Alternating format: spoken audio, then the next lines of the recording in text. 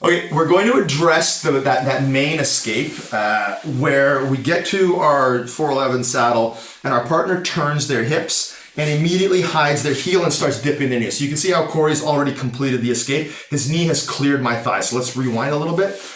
This is pretty much like if you get here, this is the main battle you're going to be having. We'll go through how to respond in different ways in subsequent videos, but probably the main response here is going to be a roll. And because when we get here, we can count on our partner to start turning and hiding their heel. If we wait until they've done this and then try to follow them, it's usually going to be too late. So we're going to be rolling, but the idea is, if we rewind for a second, is as soon as I start to get here, I'm already going to be rolling. Like you can see, I'm already building base using my left foot, using my right knee, using my right hand. I'm holding Corey's knee pit. So what I'm trying to do is prevent him from being able to create as much of this sort of like hamstring curl. So if we rewind for a second, because I know where he's going, I'm going to try to beat him there, putting my elbow on the mat and my triceps against this, bunion area of his foot. So if you start to turn now, you notice it's restricted. It's tough. I'm also going to be trying to close my left elbow. My left hand is gripping the inside of his knee pit. You can actually grab like the tendons on the inside of the knee sometimes, and I'm trying to like arrest his roll as much as possible. I'm trying to slow him down because he can turn quicker than I can here generally, not for the least of which the reasons being he's shitting his pants because I'm about to break his leg. So he's more motivated to move faster than I'm going to be. And his base is going to be a little bit superior because I have to commit my hands to his leg. He can commit his hands and this leg exclusively to the mat. He can use this hand to push my knee away, but basically he's going to be at a little bit of an advantage if we were to just have like a straight up foot race. So I'm trying to slow him down here, and a little bit here, but I'm also now committing to building up. So I'm lifting my hip off the mat, which is going to create a little bit of space for me to turn. I can put my head on the mat here and start to, like I would essentially be doing this to gain the top 411 position under different circumstances. But Corey's going to continue to turn here. As he does, I'll be rolling through, and this is where I will often try to utilize the stop 411. So let's go through that one more time. So I got myself here. He's immediately turning. I'm immediately pulling, blocking, rolling through, and stomping in the pit of his knee. And the completion of the roll is going to see the payoff of my initial elbow and triceps position where it was blocking this bunion. Because as I come out of the roll, I'll be basically throwing like a backwards elbow strike to expose his heel and get myself, and we'll talk about like gripping and finishing configurations later on. But once I've exposed this, I'll be attaining, wrist position, a reverse butterfly grip, whatever you want. And I'll be continuing that stomping pressure so that we talked about earlier on removing the slack. So if I'm here and I'm having to apply braking pressure without removing the slack, you can see how much movement is necessary. As I push into him and stretch his leg out, because I achieved that tension, because I removed the slack, I'm now also creating that extension. I'm creating rotation. So all of those elements are there where I can achieve a relatively easy break, or at least sprain or strain. And then one other thing that we want to think about here, when we get to this position and we're looking to build up, depending on what my partner is doing with this leg, I may have a few considerations that make just like the rolling process a little bit, let's say, more complicated. If all Corey does is just turn and run, that's fairly simple. I can try to follow the roll. Let's come back here. If what he does is pummel this leg to the inside and attempt to either counter me or just place his heel in my knee pit, this is a very viable defense. If you go to slip your knee, and we'll talk a little bit about knee slips later on, but just be aware that if your leg is, let's say, a little bit lazy in this process, that's going to create a much more complicated situation. Let's come back. The simple answer to this is make sure when you're rolling that your knee is just kind of under you. Like you can see, I didn't hang out here and wait. I did this right away. So I created a wedge way out here. So now if you go to step into my knee pit, it kind of doesn't really matter. So I can really like beat him to that process if I initiate the roll very early. However, that won't always be possible. So let's say we're getting to this exchange and he's starting to pummel in. As he pummels, I'm going to shoot this leg across, which is going to block his ability to extend the leg. Like, start extending your leg. And now I can complete that roll. I can move into a derivation of the stomp 411, 50-50, whatever, where I've caught his leg. And I can do that. We'll be talking about using this leg extension hamstring curl out of the 411 later on. But this idea of pummeling while I'm starting to do this roll, the idea of pummeling this leg through to here is also super valuable, because can you step your left leg out of here? Like withdraw into base, like step this leg out? No. See how difficult that is because of that hamstring curl. So again, if we're getting into this position and he's looking to pummel in, if I can bring this leg through as I roll over top, now we're landing with my leg over top of that leg that his left leg that he'd be using to backstep. I've got him really twisted up. The heel exposure is pretty much guaranteed. I can add the stomping component. I can hamstring curl with both my legs here. So like I can pretty much achieve braking pressure without connecting my hands. Again, whatever configuration of arms you want. Remove the slack first, create a little bit of traction on the leg, and then complete your finish. So both of these versions are super useful. In the first case, I'm emphasizing my bottom leg to build myself up. In the second case, I'm emphasizing my top leg to shoot through to eliminate his leg pummeling option. But in either case, this turn or this leg pummel, those are kind of the main defenses and escapes that you're going to see for the 411 saddle sort of position. And this is, I think, the go-to, the main way that you're going to deal with them and just get right to the point of finishing with a heel hook. Okay, so the next movement is going to be an inversion into the 50-50. Again, dealing with the same problem. We've gotten ourselves to here. Our partner would normally be turning and building base like this. They might be pushing on our knee, they might not. Let's come back. As discussed previously, if I wait until my partner initiates a turn, I'm less likely to be able to match the speed that they can rotate with. So when my partner is turning, I'm always gripping here like this and I'm trying to slow him down.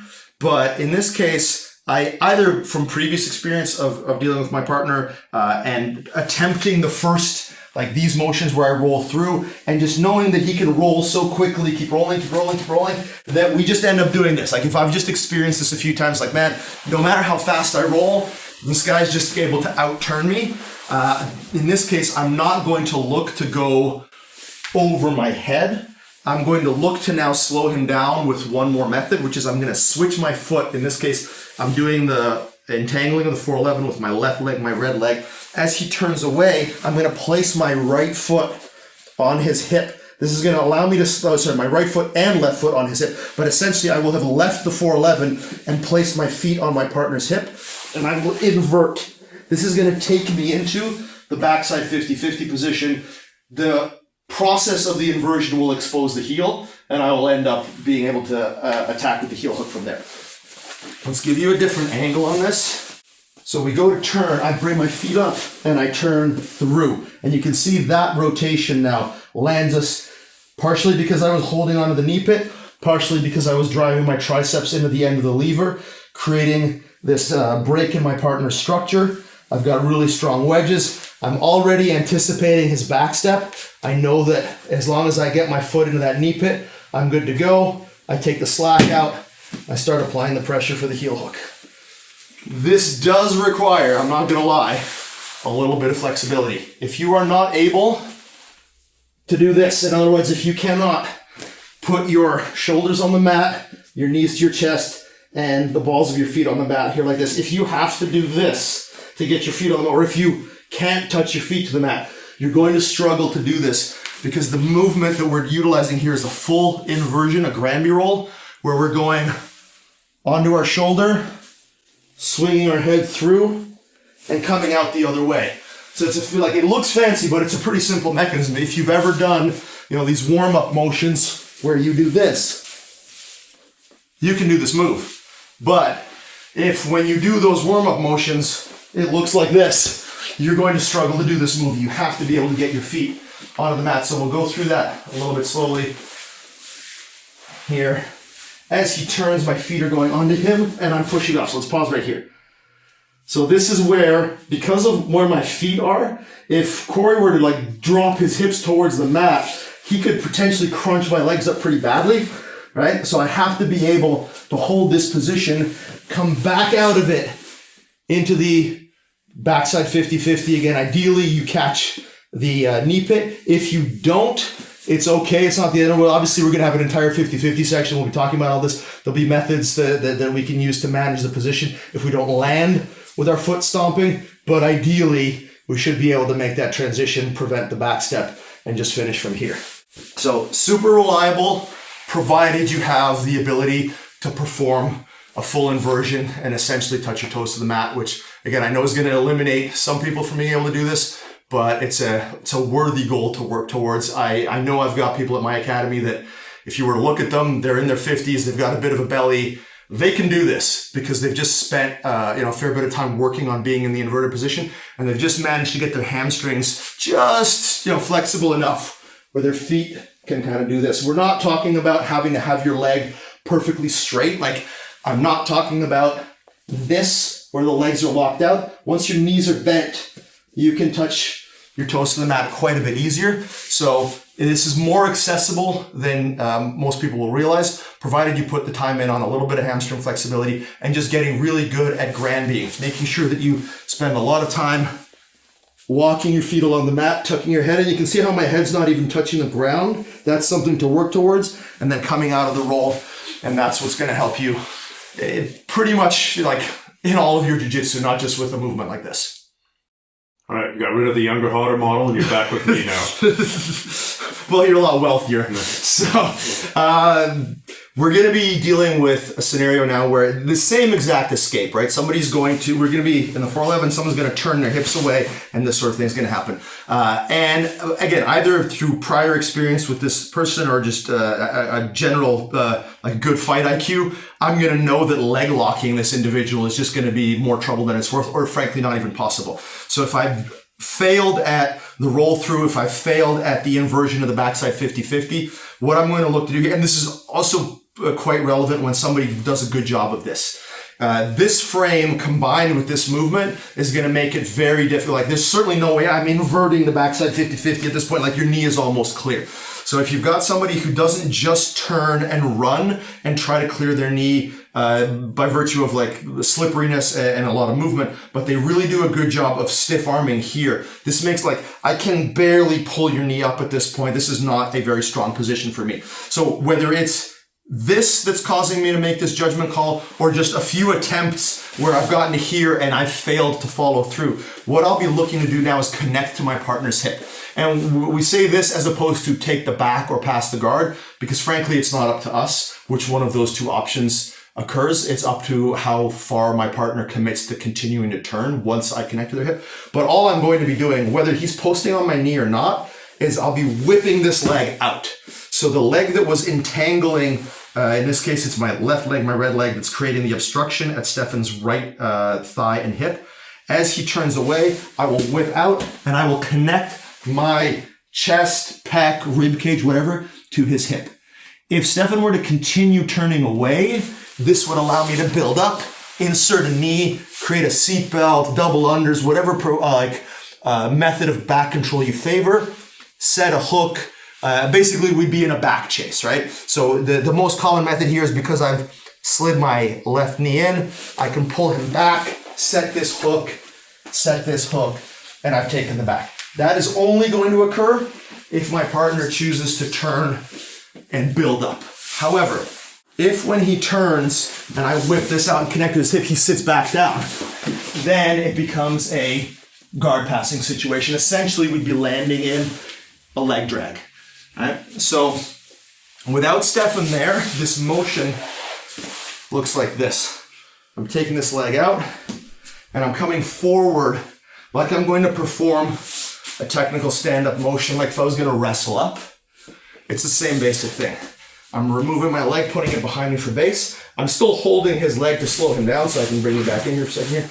So As you turn away, I go like this, and I connect to your hip as early as possible. The arm that would have been blocking your foot is going to reach in front of your hip and connect like this. So I'm essentially body locking you. I can move up to a claw ride under certain circumstances. Again, we're kind of opening a big door here into the rest of jiu-jitsu that isn't leg locking. So it's a little bit on you to decide which one of those things you favor the most. But the most important thing is just that I get my chest and rib cage to your hips, and then I have some connection with you aside from that. Because obviously if it's just my chest, you could leave the position, but however I configure my arms, whether I go to a body lock, whether I come up to a claw ride, whether I look for a double motorcycle grip, none of that matters. It's just going to come down to what you prefer, but do something. Get your chest to your partner's hip, get your arms into a position around their torso that allows you to complete the guard pass or complete the back take if they were to continue to turn away. And this is just something that you're going to have to do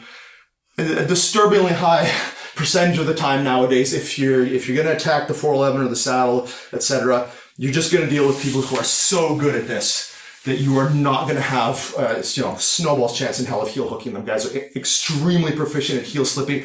Guys will rotate so fast here that honestly you're going to have to be pretty quick on the draw to even get this to work, but they'll rotate so fast that you just won't have any chance at heel exposure or anything like that. So this has to be a go-to.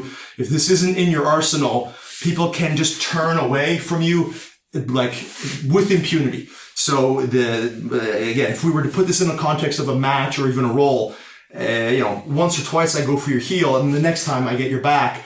On the next time, maybe you don't spin as hard. Maybe you're like, oh man, the last time I turned. So now you bring the possibility of the heel exposure game back into the realm of possibility. Without that, you're just, like I said, people are too good. They spin too fast. They hide their heel too well.